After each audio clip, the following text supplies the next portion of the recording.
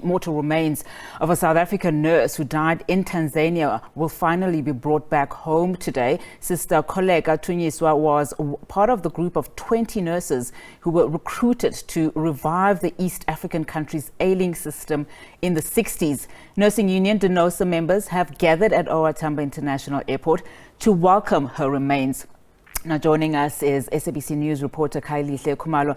Kaya, thank you so much for your time this afternoon. Of course, this is a significant day, not only for the nursing fraternity, but for the family that is involved and, of course, for the country. Talk to us about today's proceedings.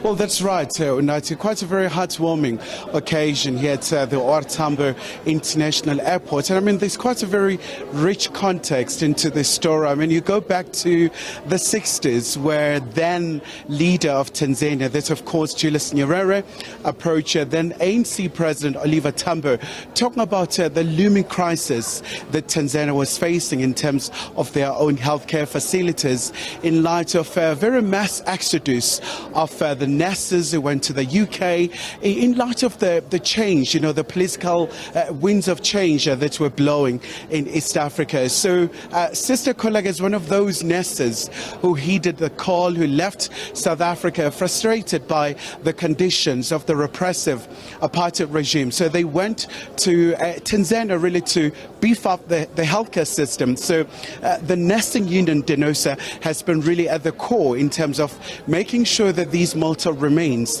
finally are brought back home. But it won't end here, Unati.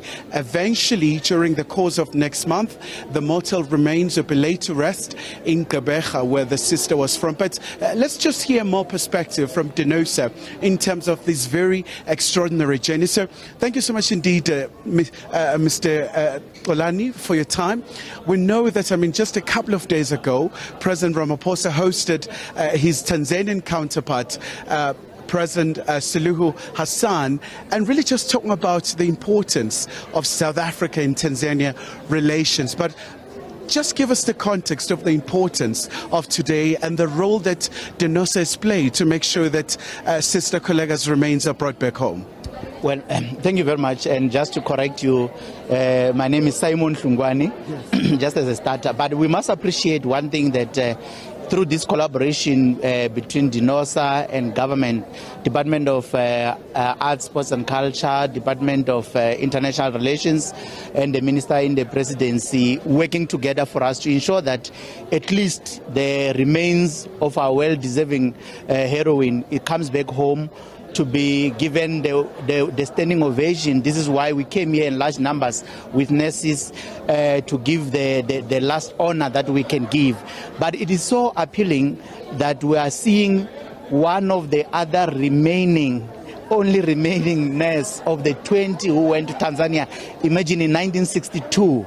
And she's still jubilant and able to walk and tell us of how, at that time, painful as it sounded from the apartheid regime, they felt we are one Africa. There are sisters and brothers who needed their services elsewhere beyond the borders of South Africa.